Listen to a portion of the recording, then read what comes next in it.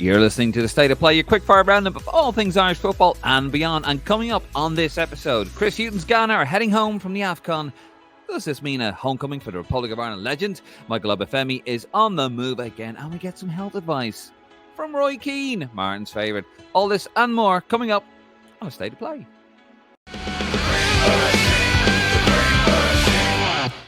Well, thank you very much for joining us for another episode of The State of Play. Sorry, it's been a bit of a while. You know, like real life and all that, getting in the way as it always does. David Dunn here, joined by Martin Prendergast. Martin Prendergast. My Dublin accent coming out there, Martin. Sorry. Of course, if you like what you see and you love what you hear, you can head over to our Facebook page, Lansdowne Road or Lansdowne Road, or you can head over to the YouTube channel if you're not watching us and you're listening to us on greenmachinepodcast.com. Head over to the YouTube channel. Give us a cheeky subscribe there on the Lansdowne Road YouTube channel. Or if you can't be bothered with any of that, there's a QR code on the bottom right-hand corner of the video, as you see there. Give that a click. It's got a link tree. You know, give us a shout, give us a cheeky follow, and please tell everybody about us, because we are trying to grow the YouTube channel and bring you more content, which actually there's a load of stuff coming this year. It's all very, very exciting. We seem to say that every episode. But anyway, Martin, how are you? How are you doing? Have you recovered from the pasting I gave you on our live episode on Sunday, which, by the way, is normally 9:30 every Sunday on YouTube and Facebook? You may speak, Martin. I don't remember the pasting you gave me. So what did you give me? It was that bad, was it? I don't know what you're on about. I don't know. I always give you a pasting on there. You were quite nice to me, I think. You mentioned the Liam Brady interview. You were very nice about that. And yeah, that's another thing that I think you can. That's another episode I think you can watch, isn't it? Liam Brady. Oh, look at that. We plugging the stuff already. I like your style. Yes, on the YouTube channel, we have the entire Liam Brady interview, as you can see there, if you're watching this on YouTube. Liam Brady, that was recorded on the 14th of December. But Martin did a fantastic interview. Liam tells you some great stories and actually sees Thierry Henry's reaction for the first time, the goal in Paris, and you get an exclusive comment of what he says about that. He wasn't very happy, and we also show him some of his best moments in a green shirt and some great stories there, some great crack. Fantastic night. And didn't we raise, most importantly, a shed load of money, didn't we, that night for charity? We did, yeah, because we had Liam Brady's book there, Born to be a Footballer. I would give that a plug as well. And yeah, Liam signed them, done a fantastic book signing. Followed the Q&A, and yeah, raised over $2,000. So all for the North London Hospice. Fantastic with Risk London. So yeah, lots more events with Risk London coming up as well that we're going to be involved with. Actually, we've got a quiz night in March. So it was great to see some of the supporters of the podcast as well come along on the night in December. And hopefully you'll all be welcome to come along to the March quiz night. It's always a good night. Yeah, fantastic stuff. And of course, the London Risk, the London Supporters Club, basically. You don't have to live in London to join them. Head over to risk.org. Fantastic club. I'm a member myself. So is Martin. Martin's the chairman, president, Lord Rear Admiral, controller, whatever you want to call it. It's a fantastic, if you live in London, it's a fantastic club to go to. Lots of events like this, loads more coming up. We have quizzes. And they're actually genuinely a good bunch of lads. Give them a shout. You know, every game is an away game. Isn't that what? That's the right way. Yeah, that's the writing on the side of the plane that you all travel on. But no, it's a fantastic club, and fantastic as well from Risk London, helping to raise over £2,000 for the London Hospice. I mean, it was brilliant. That is on the YouTube channel. Give that a watch. Actually, speaking of the YouTube channel, I suppose you didn't get so much for pasting, Martin, on the last one, but there was a comment there towards Nick. We were talking about Steve Staunton. It was his birthday, wasn't it? And you know, it was just wonderful. I'm not laughing at that. I'm just looking at the comments here, and I think Nick several times referred to Bobby Robson when we were talking about, you know, the gaffer thing, and he said Sir Bobby Robson, and somebody commented, I think you probably said it too, Martin, you know, being a Brit and all that, and sorry, I shouldn't say that either, because somebody gave out the last episode about me saying that to you, but God, well, the one before this, but yeah, Paul Brown said, what's with the Sir Bobby? This is Ireland, lads. The Sir is irrelevant. What do you make of that? Yeah, well, that was his title, wasn't it? Like Bobby Yeah, but we're Robson was a not. very Yeah, we're an proud Irish Englishman. podcast, though. Yeah, it doesn't matter, does it? Mm. Jesus, like you still talk, so people call Alex Ferguson Sir Alex, isn't it? No, you do. I'm like Keane. I call him Ferguson or Fergie. As soon as calls him no. Fergie, you call him Sir Alex. Gary Neville would be, well, basically can't remove his lips from his arse. Actually, I'm surprised you can. Yeah, no, I'm Irish. Sorry, I don't really do the whole title thing. Yeah, but that's just it doesn't really, I don't really see the point It's of not. conformity, Martin. It's conformity. It's ridiculous. Yeah, Jesus. I know it is. You know, it's an Irish podcast. Don't Yeah. you worry. Any sort of English references or anything like that on here, I'm going to stamp it all out. I'm going to get a big alarm. All right, I'll give a quick little history lesson on this though. Right, so in the case of Sir Roger Casement, if you just a lot of people would know Sir Roger Casement as Sir Roger Casement, right? They wouldn't necessarily know it if you just said Roger Casement. A lot of Rog. people might not know even who he was. Who is But Roger Sir Casement? Roger Casement, he's the he was a rebel in 1916. Brought Is it Sir? Gunrunner to bring the Lowly Banner Strand. You heard that song? Nope. Yeah, so Roger Casement, very politically aligned to Ireland, and he was gun running, but he got caught on the Lowly Banner Strand. Yeah, great song by the Wolftones. Are we allowed to talk about the Wolftones on this day? This is an Irish podcast. No. We're politically correct here, Martin. Right. No reference to any sort of rebel history or background on this podcast is allowed. We'll get a piece. I did get a war reference in there, so because the Easter Rising was basically a war, so you'll be happy with that anyway. Or the long No, not really, because you're stealing my gimmick. But anyway, we'll get on to this anyway. The live podcast, Lansdowne Road Live, every Sunday on YouTube, on Facebook, and hopefully on Twitter. We're still working on that one. But yeah, anyway, we're going to move it on. Of course, it came out last night at the time of recording. Chris Hughton, manager of Ghana for the moment, and they had their third game in the group stage of the African Cup of Nations. They had a 2-0 lead. They needed to win to go through to the knockout stages. And on the 70th minute, they were winning 2-0. Jordan Ayew, 50-minute, 2 penalties, actually. And then it all went to pot. And basically, Mozambique pulled it back to 2-2 with a 91st minute penalty. And Isnard Mandava, I'm probably butchering that, with a 94th minute equaliser. Chris Hughton was given dog's abuse as he made his way out. I think we shared that. You shared that video, Martin, didn't you, on the Raw page? Head over to the Facebook page if you want to see that. And basically, the only chance they have is to finish as the best third place team, but that's not going to happen. So they're on their way home pretty much. So does that open the door, Martin? Has anything really come out today? Have you, because we do go through the old Irish media and have a look. I don't think it changes anything really. I still think Lee Carsley's the man. We've got the odds there, latest odds here as I open up pennypower.com. Lee Carsley has now gone in at 4-6 favourite. Neil Lennon 4-1 second favourite, and Chris Hughton has drifted out 10-1 third favourite. Then Anthony Barry, Chris Coleman, and Roy Keane. But we're not talking about them. So is this it now? Do you reckon the FPL will make a move for Carsley? Not Carsley, for Hughton, or will they stick with their man? I think it will be. I think it's going to be Carsley, to be honest. I think the movement there is quite significant going into odds on. I think that's the first time in the betting that someone's gone odds on. So normally that's following the money and the talk as well. A lot of speculation. We mentioned the last show we did. Agent Kilban, good close friend of Carsley, talking him up in the media, and basically I think I read as well the last kind of line of his article was, the FAI need to kind of get it done now and make sure the deal happens. So that I took as, look, get it over the line now, because he obviously is interested, and Kilban's given that kind of view across. I think with Chris Hughton, it would have been the backup plan. And yeah, it's not been a fantastic AFCON for him. A big shame for him, though. I mean, I know that people kind of criticize us when we say, oh, he's a really nice guy and stuff, and what's that got to do with management? But I think we're just nice people, me, myself, you, and Nick. I'm lovely. And we like to see people do well, and I don't think there's any need we take football far too seriously, but that's just what we do.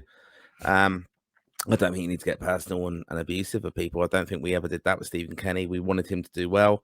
I don't like it when I see like the Ghanaian journalists absolutely going ape shit at Chris Hughton there in the tunnel afterwards and things Was that like a that. I mean, journalist? Was it? I thought it was a fan. apparently it was journalist. No, apparently it was journalist. Yeah, and because I think they really wanted them held accountable, and they were going to, they wanted them to speak to the press and things, and that hasn't been a fantastic relationship between the media and Chris Hughton and the team. Basically, it's an aging team, I think, as well. To be honest, and lots of speculation of people he dropped and was bringing in, and he made changes as well. So it's quite funny typing in Chris Hughton on Twitter to see the kind of feedback, because you're getting the views of Ghanaian fans around the other side of the world, and they're very passionate supporters, as I suppose we all are into our football teams. But it got a bit personal. It was probably a nice job for him to take, Chris Hughton, to get the international experience in a sense. The right time for him, family-wise as well. This was something he wanted to do in really for his dad, and that's his relationship with Ghana. And he's had a go, but I'm going to drop it in there, Dave. I wished him luck. We've got a good relationship with him from Risk London, and he said, "Look, there's a lot of media coverage, and we'll give it a good crack, but like we're under an awful lot of pressure." Really, is basically I'd summarise his response to me.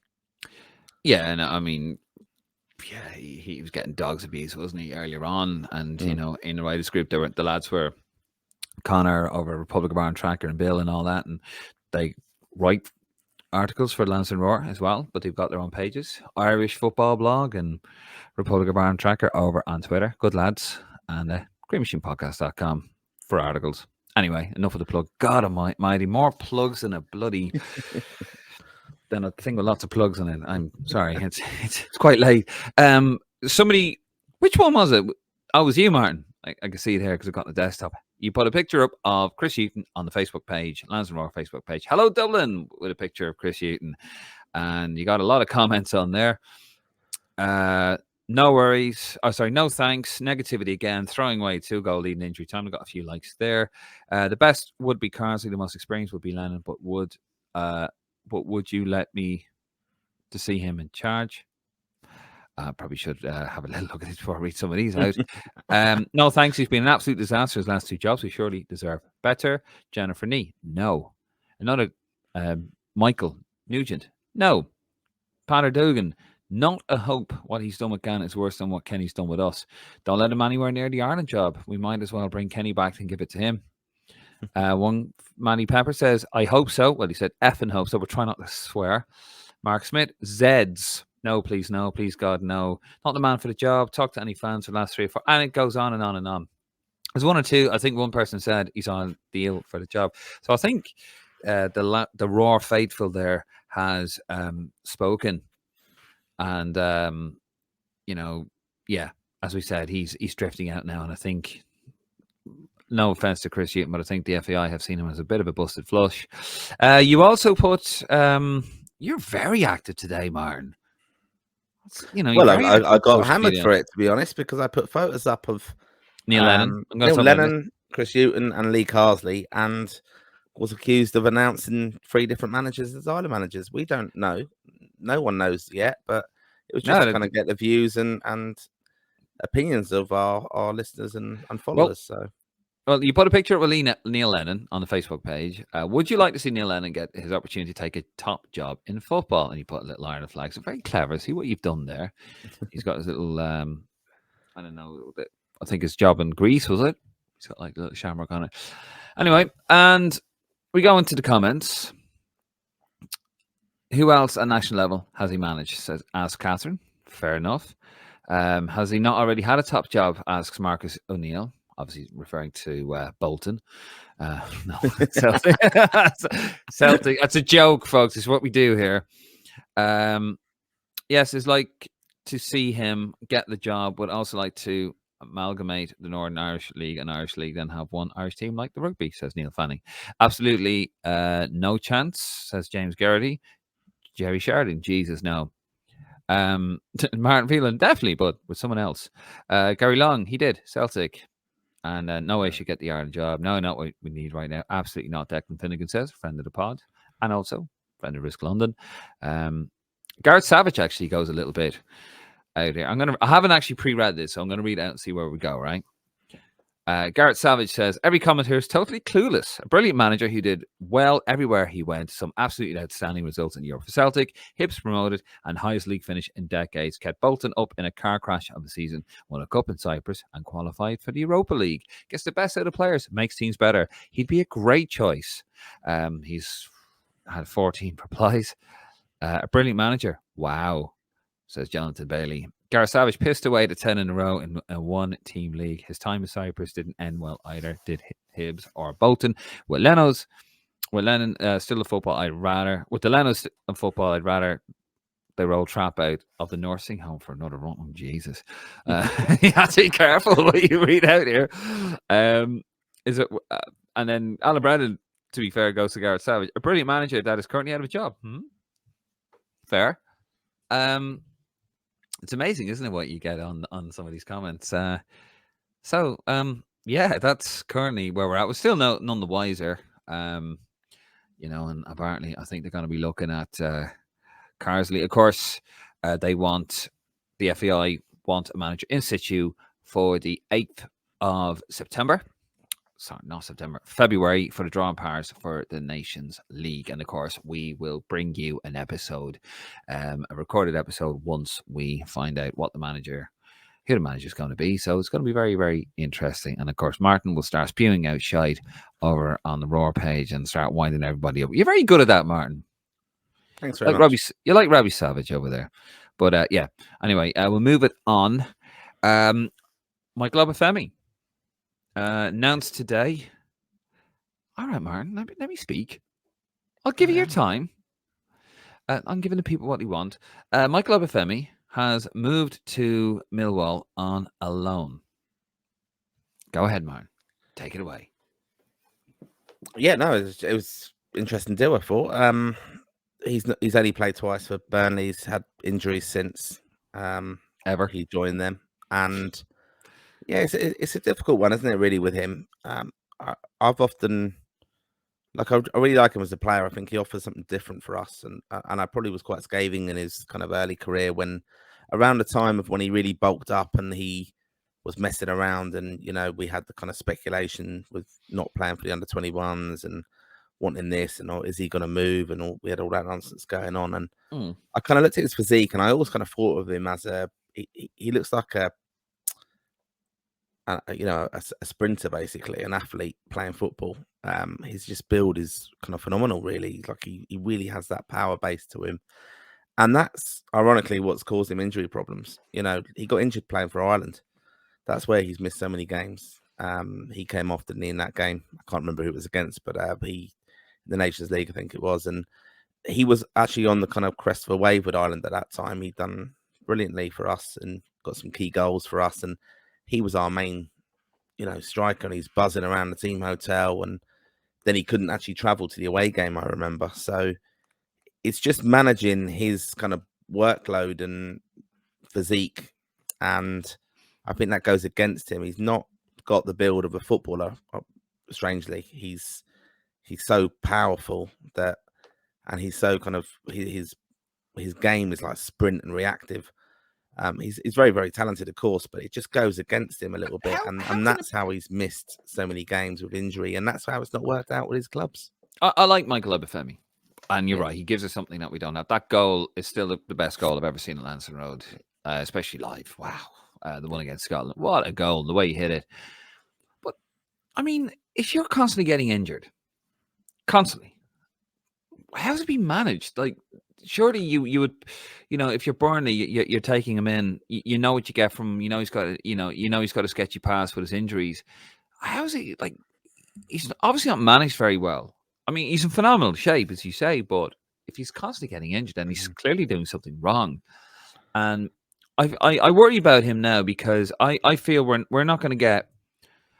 I mean, how old is he now? He's 23. He's 23. He's 23. Yeah. And he's getting all these injuries, and the lad has so much potential. I'm just worried about him now. He's going to be another Keith O'Neill. Keith O'Neill back in the late 90s, mid-late 90s, was a phenomenal prospect. I think he was at Middlesbrough, and his career was plagued by injuries, and we never really even had to retire early. And I just hope that's not going to be the case of Michael Obafemi. He started out at Southampton. Then he went out on loan to Swansea, or he went to Swansea. Then he gets a deal with Burnley, and you think, wow, he's going to be playing in the Premier League. That was still a bit. Even that was a bit kind of. It was a bit ambiguous the way that sort of came about, and then he hasn't really featured. He's made a couple of appearances, and now he's gone to Millwall. I mean, this lad, when he's playing, when he's fit, he has all the ability in the world. He can do what he does outside the box. He links up well. He's fast. He's a really good player. I really, really like him. I thought him and Troy Parrott up front for Ireland, very promising, forward lineup there on partnership. Great option. Gives us something completely different. Does what he does. We don't have any other forward that does that. He's just explosive energy. But he's 23. He's getting all these injuries. He's going to Millwall down the Championship. Mid-table team. Not a terrible move from Millwall. I have a very good reputation with Irish players, and a long history there looking after Irish players. And this could really work out for him. But I'm just worried that he is going to. I just don't want to see his career end in his 20s. Well, he's been around since 2018, right? Well, you could probably say 2016. Really, he's quite young, wasn't he? When he broke through with Ireland and stuff, very young, getting capped, and Martin O'Neill capped him that night in Aarhus, which was a big surprise, to be honest. It was a big surprise to John Delaney when I was standing there next to him watching it. But he in 6 years, basically, he's played less than 100 games for clubs, and that's not good, really. And I know he's been plagued with these injuries and stuff, and I kind of think of like that. Like, it seems to be hamstrings. It's those associated injuries associated with a sprinter, and he does offer us something different. And he's a big guy, but 11 caps for Ireland as well. He can score goals, but I can't ever see him being a consistent player you can rely on. And this isn't a criticism of him as a person. I mean, I've seen people questioning this move today, saying, "Oh, it's because he's got a bad attitude and stuff." No. It can't be that. It's not that. No. Like, he's a really likable, bubbly guy around. You see, like, the Ireland lads wouldn't have him and as part of the squad if he had any kind of attitude. We've seen Irish players. I've seen people in the Ireland squad not mixing. He hasn't got that about him. He's obviously confident, but I just think, if you're looking at how and it's a problem in Irish football in a sense for our players. If you look back at our strikers, why I'm probably more excited about Evan Ferguson. I think Evan Ferguson is the one player, I think, if we get him right and look after him, you're building that team around him for 12 years. He's gone off. And the last player we had was Robbie doing that, consistently there. Well, I mean, build it around. I want to talk about Evan Ferguson actually in a second, but I'm just reading the BBC with this, what they said about the report about Obafemi going to Millwall. Millwall Director of Football Operations and Recruitment, Alex Aldridge, no relation, I'm sure, says about Michael Obafemi, he is a player who can add a new, exciting dynamic to the squad, and we're really pleased to welcome him to the club. Heading into the transfer window, adding additional strength to our attacking areas was one of our main objectives. And when Michael became a better well-known, we felt we had a great opportunity to sign a forward who has proven his quality at this level. Very good championship striker. Very good striker, like, full stop. Yeah. And I think if he had a clean bill of health, he would actually he'd be very useful at Premier League level and could kick on, because, as I said, he does have that. He's, when he's in full flow and he's playing with full confidence and full health, he's exciting. He really is. He's explosive, but I do worry about him. But look, Millwall wouldn't be signing somebody if he had a bad reputation and a bad rap, and he was really, really bad. I don't think he'd be going to a club like Millwall. Millwall are a decent side, mid-table, currently in the Championship. Speaking of Evan Ferguson, though, just very quickly, Martin, he's gone off the boil a bit, hasn't he? And he was on the bench last night and hasn't scored, hasn't really been playing. And I know De Zerbi has been saying he's playing at a level that he feels he should be playing better than what he's at. Yeah, I think we have to just be patient with him. I think Zerbi manages him very well. It's interesting, actually, how they are managing him. There was probably a lot of hype around him. He has answered that hype. He's responded to that. I've seen a brilliant interview actually. James Milner, I think, was talking to Steve Sidwell and saying, that he's got a lot to learn, but he's an incredible finisher. Milner was saying, and how well he is doing and things. But I think they're just being very patient with him, and I'm not really into kind of too much into stats and all that kind of fantasy football leagues and things like that. I'm too old for that, Dave. But an interesting article I did read was why De Zerbi is picking João Pedro, who is a Brazilian lad. There, he's 22. He's at Brighton, and when you do compare the stats between them, he's offering more than Evan Ferguson at the moment, and I think that's helping Evan Ferguson now because there's not a reliance on him. They don't have to play him week in, week out, and so they're letting him develop his game in training, obviously, and he is an incredible player, as we know, Evan Ferguson, and I'm quite grateful for that as well because I was worried about these injuries he was picking up, and I think this is the biggest challenge for the new Ireland manager. We've got to, like I said, I think Evan Ferguson, if you manage him right, you build it all around him, our forward line. We've not had that. What we've had, to kind of bring it around to Obafemi again, is, and even looking back, like Callum Robinson, you have players come in and play for Ireland. They might score in 2 consecutive games. I mean, look, when Callum Robinson got a hat-trick against Qatar, we're all talking, oh, brilliant, oh, Callum Robinson and stuff. He's, and he's undroppable, basically. Whereas, and then you have, Troy Parrott gets a couple of goals and everyone's going, oh, Troy Parrott's got to play now. Jason Knight played further forward and done well. Whereas none of them have actually cemented their place in the team. And you can even bring that back to McGoldrick. Hadn't scored for years for Ireland. And another player, we get incredibly carried away about what he actually did in Ireland's shirt. And that's not to knock him too much because he was fantastic. And that's how he played. And even Daryl Murphy went to Euro 2016 and hadn't scored for Ireland. So it was just what we were limited at that time. And I think the future of Irish football now is having Evan Ferguson in there, who is like Robbie and even like previous players before him, like Niall Quinn even. You always start them. Right, that's it. They're your centre forward.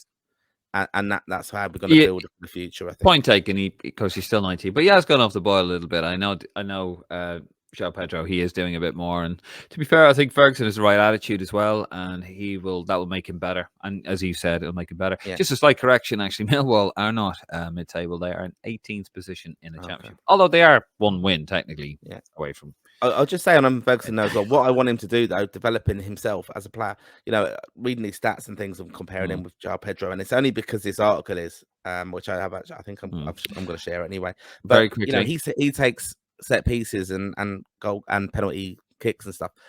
I want Evan Ferguson now to be so confident that he's our striker for Ireland. He should be practicing them day in, day out. When he comes in the Ireland squad, he's our main man and prove it that, I've got the bottle to take them. Well, it'd be nice if we could actually get out of our own half to give the ball to Evan Ferguson. Yeah, well, yeah, exactly. As we didn't quite do when he was on fire. One little bit here, actually, yes. We did mention this on the last episode, moving on to Roy Keane, actually. He mentioned, didn't he, that, Gary Neville on the Stick to Football podcast. Yeah, whatever it is, yeah. Yeah, basically, Roy Keane was saying to him, Gary, slow down. You're doing too much. Slow down. And yeah, it was kind of funny. Gary Neville has responded to this. It's actually an article in the Irish Independent. But he's going on about, Gary Neville says, his hectic lifestyle is a non-stop adventure that rarely gives him a day off. And while filming the latest episode of Stick to Football, which actually, it's all right, podcast last week, he revealed he has had a rash on his eye for several weeks. That inspired his former Manchester United teammate, Keane, to urge Neville to give himself some time off from his work, as he suggested stress was a threat to his health. I know what it is. Stress, 100%. You're working too hard, Gary. You are working too hard. Your body's telling you something. You always have something, a cold, a rash, Gary. And it's actually funny when you do watch it. He's like, Gary, in his cardigan, and listen to me, yeah. Honestly. Yeah. I swear, slow down. You got a wife, you got children, all the money in the bank. What are you doing? But Neville has actually responded to that. He's reflected on the exchange with Keane as he posted a message on LinkedIn and suggested that the comments had hit home. Last week was a bit of a whirlwind being on the Dragon's Den because, Gary Neville is fucking everywhere. But in the midst of that, there was a clip that came out of Roy Keane on Stick to Football telling me to slow down. And what he's saying has been on my mind for a few days. He said, last year I spoke about Brian Kidd philosophy I'd learned at United of make your pace early, you can't make it up at the end. My motto being attack the day, and my company being called Relentless. God, it's like Alan Partridge overload here. People tell you to go for it, and people tell you to slow down and take your time, and end up having these conflicting messages in your mind where you're looking for balance. Because I had a great respect for Roy, and I don't think he would have said it if he didn't genuinely feel it. It did hit home how that balance is important. That idea between work ethic, work ethos, and hard work being the most important thing for me, and it underpinning everything I've ever done versus slowing down at times and making sure you look after yourself and your health. And basically just goes on. The world I live in is relentless, and the world he loves, or the word I love the most in life is relentless. Sorry, with Neville confirming as much as kind of the company that I only do things I'm really passionate about. I feel like I have to do to the maximum. It's my philosophy. Go for it. Just sprint. Go as fast as you can. And to be fair, it will cost me. I know it will cost me at some point, but I can't stop. Fucking hell. He's just pure cringe, isn't he? Gary Neville. It's pure cringe, but I think he's getting a valid message across. And a lot of people operate their lives like this. A lot of that kind of resonates with me. I'm flat out doing lots and lots of things, but I only want to do things that I'm kind of passionate about and interested in. And when you want to, if you have that mentality, I'm not comparing myself to Gary Neville, but if you have that mentality, you know, you only want to do things correctly and try and be the best that you can be at it, I think. And it's not a bad philosophy. But I've heard Gary Neville talking on the podcast with Diary of a CEO with Stephen Bartlett, one of the Dragons of Dragon's Den, and it was a number of years ago now. And actually, someone said to me, "Oh, you should give a listen. I think you'll like it." And I did. And again, it resonated with me because I think even just some brilliant business practices, to be fair, which I love to adapt, but haven't. But you know, I can see how he is. He got that. Gary Neville, let's be honest, is only where he is today because of that work ethic, and he got that off his dad, Neville. Is a Red, and you know, an incredible sporting family, as we know. Tracy was a netball player, and then she managed England. And actually, it's quite sad. You hear the story of when his father passed away, and they didn't actually reveal to the media that their father had passed away. The Nevilles, I think, was actually in Australia, and they had to travel there because Tracy was playing, or she was managing England in a tournament, and they didn't want that kind of taken away from the sporting thing. And they had the mentality that their father would have wanted them to do this. I mean, Gary went and worked, I think, all over that time as well when he was obviously grieving. So incredible story. It's well worth a listen. But yeah, I mean, it's nice. I think Roy's just a decent guy, isn't he? And he's showing, you know, to be compassionate for your fellow man. I'll tell his story here. So actually, stick that up your. I was going to quote another fine philosopher.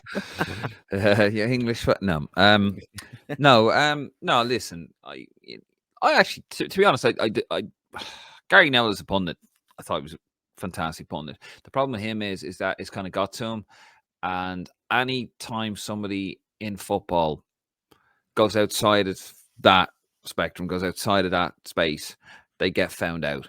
Now, as a business owner, yeah, fair enough. You know, he's done reasonably well. However, reasonably well. I mean, he owns half of Manchester and stuff. He's invested in everything. Yeah, no. I mean, he's done very well. You know, and fair play to him.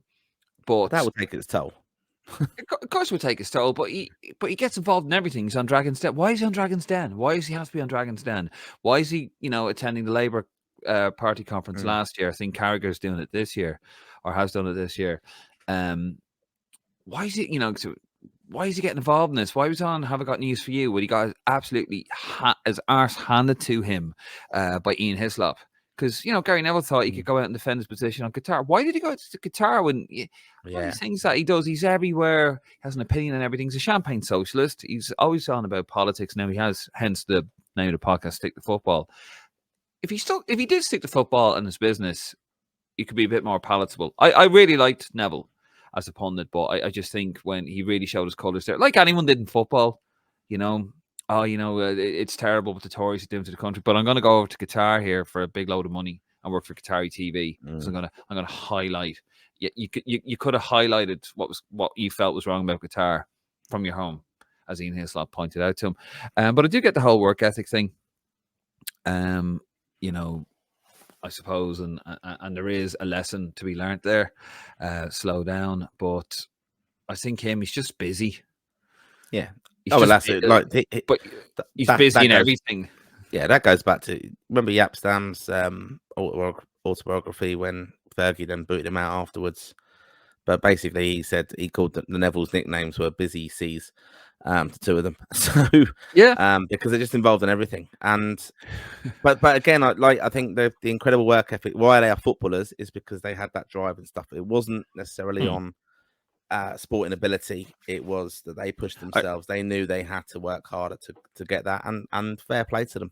I can remember. I can actually relate to the Neville story there. Personal story a few years ago when my father was very, very sick in a hospital over here in London, and he, he had a heart operation, didn't go particularly well. And I was in the middle of a transport audit. I used to work for a transport company, and I got a call. You need to go to the hospital right now. It's actually an Irish nurse on the phone. Was around the corner, went down, and anyway, I basically found out like your dad has got 12 hours to live. He's got a virus. It's bad. So I rang up the job, and I remember I told them, and this is the most stressful job I've ever had. I rang him up. I went, hiya. I went on to my assistant. I won't mention her name. And I just said, just let you know, this is what's happened. I won't be back. Father, he's dying.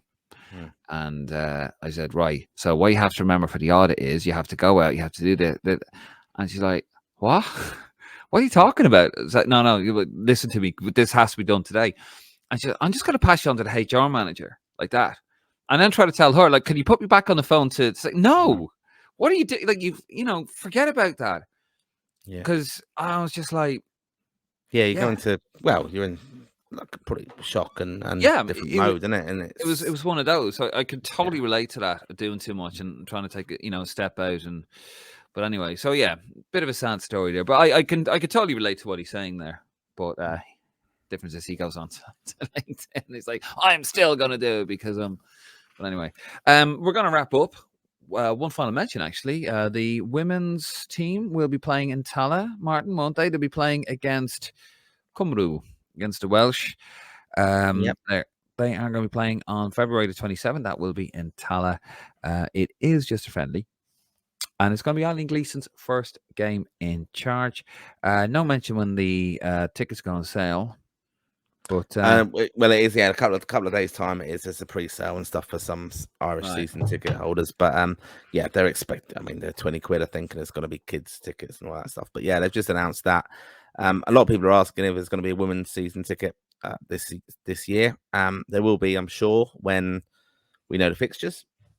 It was very successfully supported previously, so they will be having the Nations League draw soon, I think. So yeah, watch this space for that. But yeah, this game I think is quite nice. I was looking at it. I was trying to kind of plan the kind of calendar year for the podcast, ironically, and looking at fixtures, and I was thinking, oh God, how the FAI messed this up? I was accusing them of all sorts. How come they don't have any fixtures for the women's team? And obviously, I realise now this is what's happened. So yeah, it's just they haven't obviously got something. But yeah, they will all be flooding through, I'm sure. But yeah, hopefully they give them credit. Yeah, give the FAI credit. Right, we're going to wrap it up there, Martin. Thank you very much. Thank you very much for watching here. We will be back later on in the week with a weekend preview and see how our boys in green are going to get on over the weekend. It is FA Cup, so tend to see a bit more Irish in action over the FA Cup weekend. If you don't want to join us for that, shame on you, first of all. But most importantly, we will be live on YouTube and Facebook this Sunday around 9:30 p.m. Thereabouts, obviously, depending if the lads are late or whatever. But thank you very much for watching. If you want to give us a cheeky subscribe, a cheeky like over on Facebook, over on Twitter, if you want to find all of those details, there's a QR code down the bottom right-hand corner. Get your phone on that. Up comes a link tree. Give us a shout and give us a lovely cheeky subscribe because we're trying to grow the YouTube channel. So please, please, please, if you wouldn't mind, give us a nice little like over there. Martin, I will see you later on during the week. Hopefully find out a bit more what's going on with the Republic of Ireland men's team and maybe some ticket. Ticket details.